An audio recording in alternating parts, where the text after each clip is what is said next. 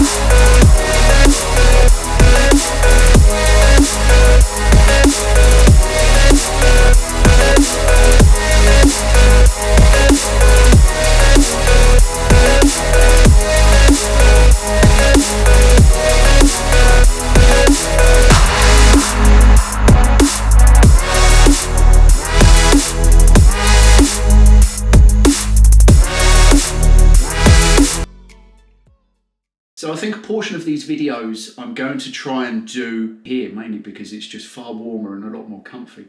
So moving on to actually how I ended up with the GT40. It was May of 2019. I went to the UK's largest kit car show at a place called Stoneleigh in Warwickshire. And on display there were probably 20 GT40s who were all members of the GT40 enthusiasts club. And it basically just rekindled my love for the car. As a boy, I'd had posters on my wall. I'd always dreamed of building one from a kit, but life just hasn't panned out that way, to be honest. I got into modifying BMWs, so that's mainly where bulk of my time has been wasted in a long-term E36 project car that I must admit I broke for parts and sold off in order to fund the GT40. At the time I was also driving an E92 M3, so again that was sold, and basically if it wasn't bolted down I sold it to raise the funds necessary to go shopping for a GT40. So it took me a couple of months, so July 2019 I was scouring the market to see what was available. Most of the cars listed at the time were older builds, and even just looking over the photos you could sort of see the quality of the components wasn't particularly great, the fit and finish of the bodywork wasn't overly good, the interior trim was looking tired. So I took a different angle and just put up a wanted ad on the GT40 forum, just asking if anyone knew of a 40 that was for sale that wasn't advertised. And a guy pinged me a message to say he was just finishing building one. We exchanged a few messages, sent me some photos, and certainly from the photos I couldn't really pick up much that I would class as wrong with it. So I took a 3-hour road trip to the east coast of England to go and have a look. Basically, yeah, struck a deal. There were things that I knew immediately that I wanted to swap up and change out, and we'll get onto those just in the next portion of the video. So what we'll do is I'll stick up some photos of how the car sat the day I went to view it. I'll run through all of the bodywork changes that I've made in the last 12 to 18 months. Because it's been a continual evolution, and it's going to be, I'm sure, up until the day that, I don't know, I decide to sell it or I die or whatever. Who knows? So let's crack on with that.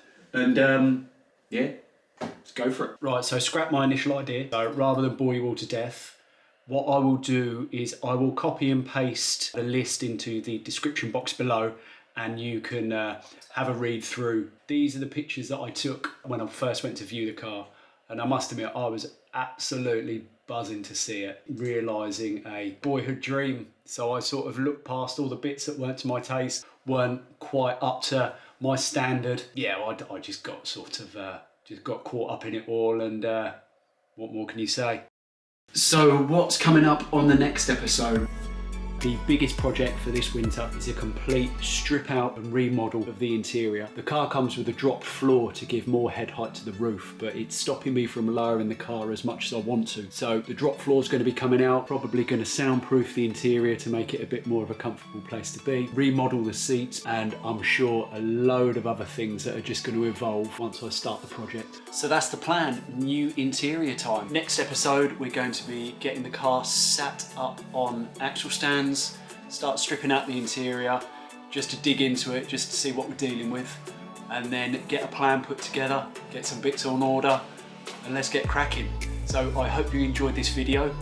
Like I say, be sure you hit the subscribe button to keep up to date with all future videos, and I will catch you next time.